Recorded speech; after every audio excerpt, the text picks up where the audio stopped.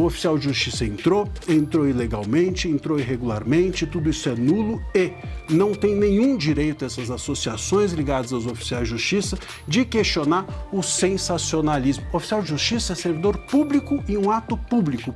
Gente, pegou mal, pegou muito mal, pegou tão mal que os ministros do STF eles tiveram que vir a público dizer que eles apoiam Moraes em mais esse abuso, em mais essa ilegalidade. Porque quando até jornalistas como Matheus Leitão, que apoiaram Moraes em tantos dos seus abusos, escreve uma coluna como essa, detonando o ministro, é porque o STF passou de todos os limites. Sejam bem-vindos, o meu nome é Bruno, deixe o seu like e inscreva-se no canal.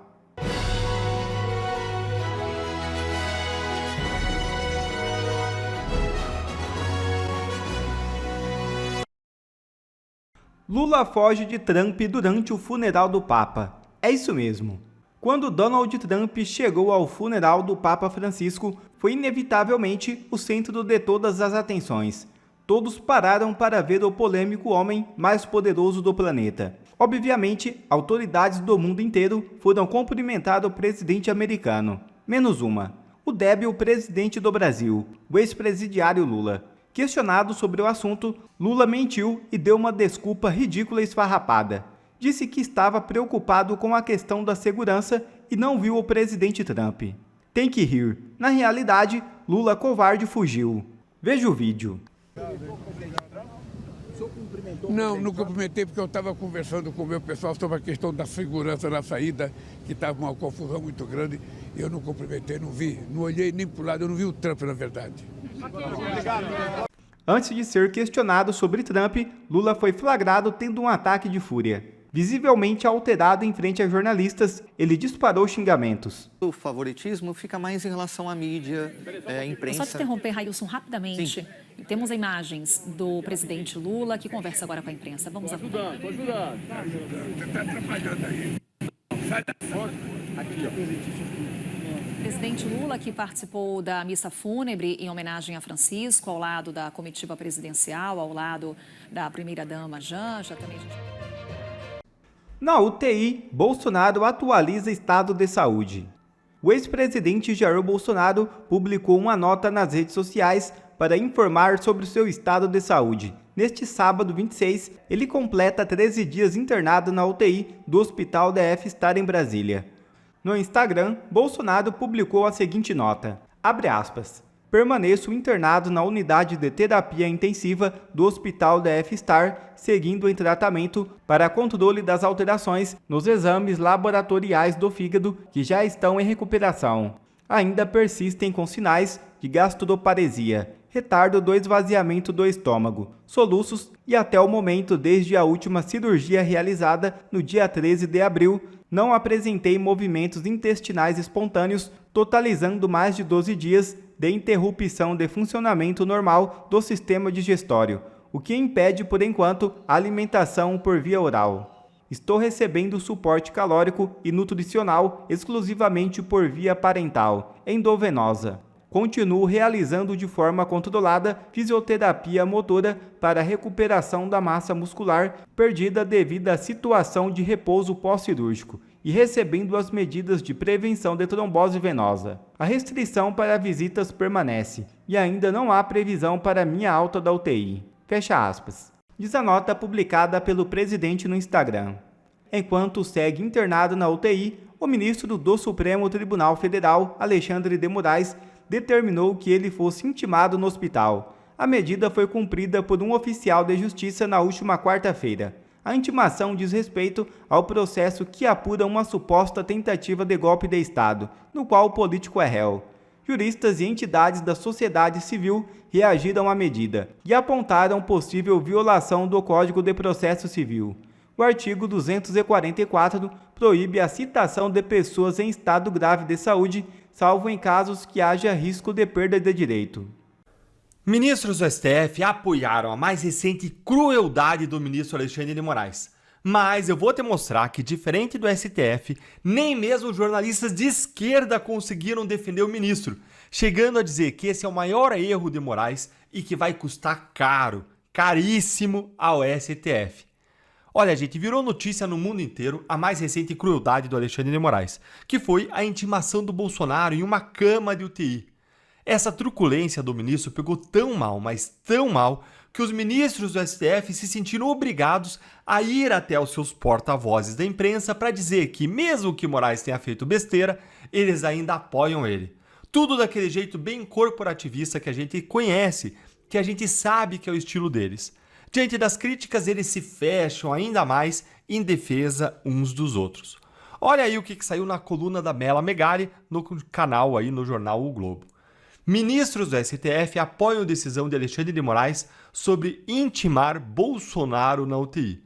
Que presepada essa intimação, que absurdo, que crueldade. Não é uma presepada só, é uma crueldade. E olha que cruel os ministros apoiando. Ministros do STF avaliam que a intimação de Jair Bolsonaro na UTI do hospital não foi o cenário ideal, mas afirmam que o ex-presidente se colocou nessa situação ao fazer uma live na noite de terça-feira. A coluna falou com 4 magistrados, com 4 ministros sobre esse tema. Olha só como eles começam meio que dando um puxão de orelha aí no Moraes pelo constrangimento, dizendo, olha, vacilo, hein, Moraes? Mas calma que a gente vai limpar sua barra aí com a sujeira. Só que aí eles vêm e eles falam algo que é inacreditável, inaceitável. Eles falam que o Bolsonaro que se colocou nessa situação ao fazer uma live. Gente, é a mesma coisa que culpar a mulher que usou um vestido com decote pelo estupro que ela sofreu. Você nunca culpa a vítima. Isso é errado, você nunca culpa a vítima de um abuso. Isso é cruel, isso é dobrar a crueldade em cima da vítima. E mais, é mentira isso de que o Bolsonaro teria autorizado com a sua live a receber intimação. Eu vou mostrar isso para você já já. Mas antes, vamos continuar aqui, ó. Informações dadas por Bolsonaro durante a transmissão na internet, como a retirada da sonda nasogástrica e a expectativa de alta do hospital na segunda-feira, são apontadas pelos ministros como pontos que derrubam o impedimento colocado no Código do Processo Penal para a citação de pessoas doentes em estado grave. Olha, tem um errinho aí, ó. Um errinho porque a proibição não está no Código de Processo Penal, não. Ela está no Código de Processo Civil, o qual se aplica para casos criminais quando a lei penal é omissa, por conta de uma regra que está expressa no processo penal, que é uma regrinha que vou te mostrar aí só de curiosidade aí na tela, essa regra aí do artigo 3º do Código de Processo Penal. Por conta dessa regra, você aplica regras de outros códigos, como o Código de Processo Civil, quando a lei penal é omissa. E a lei processual civil, que é aplicável ao regime penal, por conta dessa regra que você está vendo aí na tela, ela proíbe mesmo a citação, a intimação de pessoas enfermas que estão numa situação de enfermidade grave. Então, tirando esse errinho aí da coluna, essa justificativa aí dos ministros é absolutamente inaceitável, é ridícula. O Moraes, ele não é médico, ele não é perito médico e muito menos Bolsonaro é. O Moraes ele não pode se basear no que o Bolsonaro disse na live sobre o próprio estado de saúde para dizer que isso derruba o impedimento de fazer a intimação e aí ele poderia ser intimado. Não, errado. A autoridade aqui são os médicos do Bolsonaro que divulgam os boletins diários do hospital. O que autorizaria sim a intimação nesse caso seria a alta de Bolsonaro e apenas isso. Ou um boletim médico dizendo, não, tá tudo bem, situação resolvida. Quando a pessoa está na UTI, isso é, por definição, estado grave. E aí eles continuam mentindo. Olha aqui, ó. 4 ministros ouvidos pela coluna avaliam que ao fazer uma live dentro do UTI, conceder entrevistas e receber aliados políticos, como Silas Malafaia e Valdemar Costa Neto, Bolsonaro não se encaixa mais na situação colocada pelo Código de Processo Penal. Errinho, né? Código de Processo Civil. Já que o ex-presidente mostrou estar consciente e em condições de realizar essas atividades. Olha, eu publiquei aqui no canal um vídeo inteiro só explicando por que esse argumento dos ministros não faz sentido nenhum. E eu vou deixar ele na tela no final e na descrição para você assistir depois e entender exatamente por que eles estão errados. E é bem simples, vou resumir aqui em uma frase, 2 frases. Bolsonaro ele não estava proibido de fazer nada disso aí que eles estão mencionando pela lei. Bolsonaro podia fazer, a lei permite, enquanto Moraes e o STF, eles sim estavam proibidos de intimar o Bolsonaro enquanto ele estivesse doente. A lei proíbe. Então veja que uma pessoa estava permitida fazer o que fez e outra, o Moraes, estava proibido de fazer o que fez. Mas agora eu quero te mostrar como nem a imprensa militante, nem o jornalismo de esquerda conseguiu defender essa crueldade do Moraes. Olha o que saiu na coluna do Matheus Leitão na Veja e que viralizou nas redes sociais. O erro de Alexandre de Moraes que vai custar muito caro ao STF. A intimação de Jair Bolsonaro em uma UTI após a 7ª cirurgia em decorrência da facada na eleição de 2018 é um dos atos mais abjeto. Gente, foi cruel. Veja, um jornalista de esquerda reconhecendo um dos atos mais abjetos do STF nos últimos anos. Aliás, eu não lembro de nada tão indigno desde que eu cubro a corte como jornalista em Brasília. Olha, Matheus Leitão, parabéns por você ter reconhecido isso. Parabéns por você, mesmo cometendo o que, a meu ver, são erros grotescos, apoiando outros abusos imorais, parabéns por você ter reconhecido esse abuso. Isso aqui foi realmente abjeto, isso aqui foi nojento, foi cruel. E segue ele dizendo, a decisão é tão ruim que foi necessária a divulgação de uma nota para explicar o motivo da intimação ser realizada no hospital com o ex-presidente preso a inúmeros aparelhos, convalescendo após 12 horas de uma cirurgia extensa e de grande porte. Existe uma máxima em Brasília. Quando um dos 3 poderes precisa se explicar diante de um fato, é porque o ato deu muito, mas muito errado. E deu muito errado, deu tanto errado que até um deputado europeu pediu punições contra Moraes. Conselheiros do Trump também entraram em jogo e criticaram o ministro e também pediram punições. E o vídeo do Bolsonaro viralizou nas redes sociais até no exterior, como eu mostrei para vocês em um vídeo aqui mais cedo, que também vai ficar na tela aqui para você e na descrição para você ver depois. Agora veja como até o jornalista aqui da Veja admite que quando o Moraes faz esse tipo de coisa abjeta, para usar o adjetivo dele, a impressão que fica é de perseguição a Bolsonaro. Agora só será, que é porque Moraes realmente persegue Bolsonaro, Matheus Leitão? Será que isso é difícil de admitir? É claro que a razão é a perseguição real, olha aí. Quando o STF faz esse tipo de movimento de intimá-lo no UTI, a imagem que fica é de fato de perseguição. A corte, assim, acaba ajudando o ex-presidente a atingir seu objetivo. Daí porque foi um ato processual totalmente desnecessário. Gente, pegou mal, pegou muito mal, pegou tão mal que os ministros do STF eles tiveram que vir a público dizer que eles apoiam Moraes em mais esse abuso, em mais essa ilegalidade.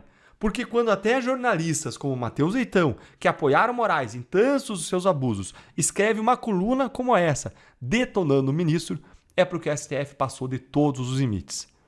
Agora eu quero ouvir a tua opinião. Você acha que o Supremo ele vai apoiar crueldades do Moraes até quando, hein? O corporativismo ele tem limites? A gente já viu 2 fraturas, 2 rachaduras nessa muralha de proteção do Moraes. Fux e André Mendonça. Será que esse é só o começo de uma rachadura maior que vai se expandir e vai implodir esse paredão de proteção a Moraes? A lei permite a intimação em hospital se for um caso de extremíssima urgência e jamais numa UTI. A gente não pode também tomar hospital e UTI como se fossem a mesma coisa.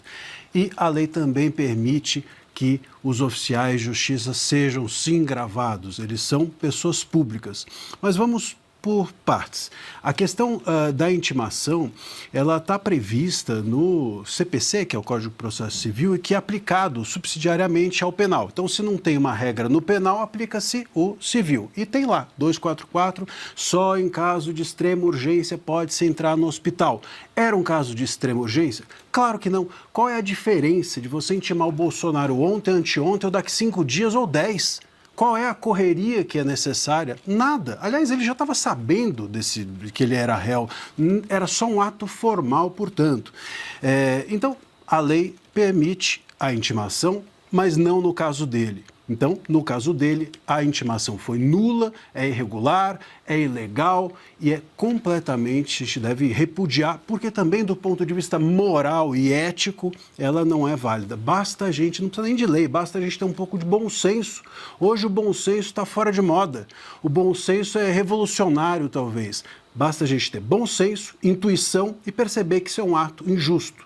tanto que repercutiu internacionalmente. As pessoas no mundo inteiro falaram disso como um ato ilícito, errado, etc. E ninguém conhece lá fora a legislação brasileira. Então não é só uma questão de lei, é uma questão também moral. Muito se falou também, Paulo, eu acho que esse é um ponto importante da gente esclarecer. O Bolsonaro fez uma live no dia anterior e isso teria, então, justificado o dia seguinte. Primeiro, a live é um ato controlado. Uma live não é diferente de você ligar para o seu filho, para o seu neto, para sua esposa de dentro do hospital. A diferença é que 1 ou 100 mil vão atender, mas é um ambiente controlado. Você não tem ninguém lá dentro, você não tem pessoas estranhas com caneta que pode estar infectada, com papel que pode estar infectado, nada disso. Então, é totalmente diferente de você fazer uma live para amigos e você receber um oficial de justiça te dizendo que você virou réu num golpe de Estado. Então, esse é um ponto importante. E outra, o médico, se a live foi feita no dia anterior, é porque o médico autorizou. E isso precisa ser posto, então, na mesa. No dia seguinte, pode ser que a pessoa não esteja tão bem.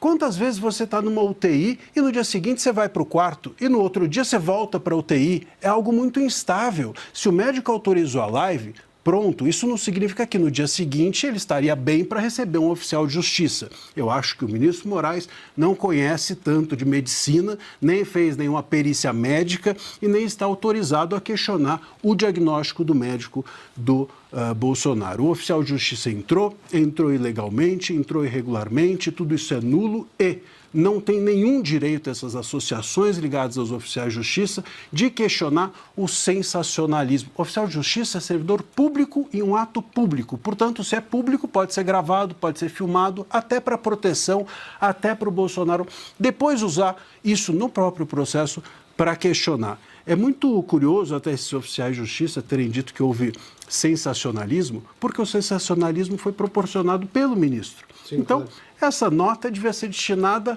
ao Moraes. Os oficiais de justiça podiam fazer uma nota. Ministro Moraes, o senhor proporcionou aqui um sensacionalismo tão grande a nós, oficiais de justiça, que nós repudiamos o seu ato porque fomos expostos a um certo ridículo.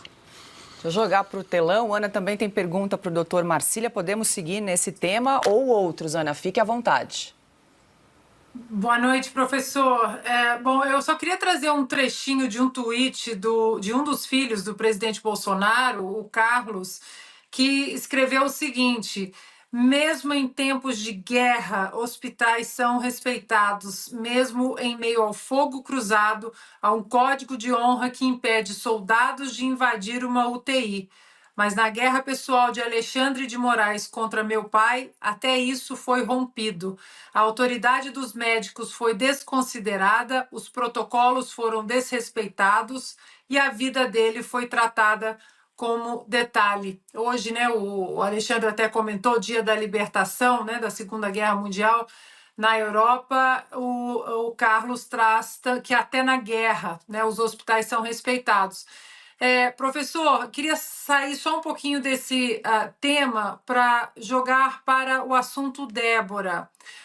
Quais são os próximos passos, caminhos para a Débora agora, já com essa votação concluída pela condenação? Existe alguma esperança ainda para a Débora para que tudo se volte para a dosimetria do ministro Luiz Fux, por exemplo, que diminuiu bastante, inclusive, de acordo com a dosimetria dele, ela estaria já em liberdade, já que ela já cumpriu mais de 2 anos de prisão? Boa noite, Ana. Pois é, de acordo com a dosimetria dele, ela está presa ilegalmente, inclusive, né? Se ele deu 1 ano e 6 meses, ela está mais de 2, ela poderia, inclusive, pedir indenização ao Estado em razão dessa demora irregular que houve para o julgamento dela, ou essa prisão indevida durante a espera para o julgamento. Bom, o que a gente pode esperar daqui para frente? Nós teremos, sem dúvida alguma, possibilidade, justamente por conta dessa relativização, especialmente a relativização do Fux, a possibilidade de que ela adiante entre com algum recurso e busque com isso ser julgada pelo plenário. Isso seria uma boa notícia se a gente estivesse num caminho jurídico apenas, mas a gente está num caminho político. E a gente precisa saber que os ministros dificilmente levam os seus julgamentos ao plenário ou levam a possibilidade de que sejam expostas as decisões monocráticas ou das turmas. Então, o que eu imagino que vai acontecer é que essa possibilidade recursal que essa divergência do Fux proporcionou, sobretudo a do Fux, porque a do Zanin é uma relativização cor-de-rosa, vamos dizer assim, né? Então, enfim, não é 14, é 10, é 8, isso daí não muda nada. Mas a do Fux não, é sensível. Ele põe 1 ano e 6 meses e relativiza que ela não estaria envolvida diretamente no golpe. E isso possibilita, então, essa chance recursal. Essa chance recursal para o plenário, creio que o STF vai guardar no bolso para, se a anistia caminhar de forma muito robusta dentro do Congresso e se tornar um caminho sem volta, bom, talvez o Supremo, para não ficar isolado, lance a possibilidade de que ele próprio reavalie nesse recurso ao plenário a pena da Débora e espalhe a relativização das penas para outros mais réus do dia 8. Seria uma forma do perdão partir do STF e não do Congresso. Mas é uma avaliação política e não jurídica. Juridicamente, eu creio que o Supremo vai guardar esse recurso no bolso, na gaveta, como faz e fez com todos os demais recursos que saem de decisões monocráticas e da primeira turma ou das demais turmas nesses últimos 6 anos de inquéritos. Mas quem analisaria esse recurso? O relator ou o presidente do Supremo para levar a plenário, eventualmente? Seria, no caso, o presidente do Supremo e, enfim, como presidente das casas legislativas, o presidente supremo, que também vai variando, mas que, obviamente, estão todos ali alinhados. E se permanecer na turma, doutor Marcília, quem vai fazer esse cálculo da dosimetria do tamanho da pena, tendo em vista que 3 ministros votaram pela condenação em 14, um ministro votou 1 ano e 6 meses, e o Zanin ficou ali no meio do caminho, ficou com 11 anos. Como é que é feito esse cálculo? Esse 1 ano leva em consideração? Faz uma média ponderada? Como é que ficaria isso? Não tem uma média ponderada, seria até bom, mas como os que relativizaram a pena foram minoria, a maior parte dos que votaram, portanto, a pena maior é que prevaleceria. Segue com os 14 anos. Segue. Perfeito. Deixa eu